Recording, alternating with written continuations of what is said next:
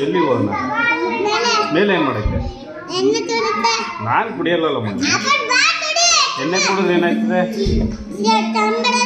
ಕೆಂಬರಲ್ಲ ಕೆಂಬರುತ್ತೆ ಯಾರು ಹೇಳಿದ್ದು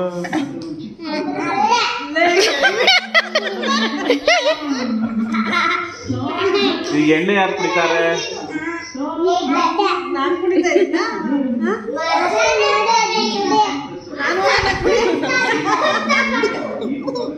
ಕುಡಿಬಾರ್ದು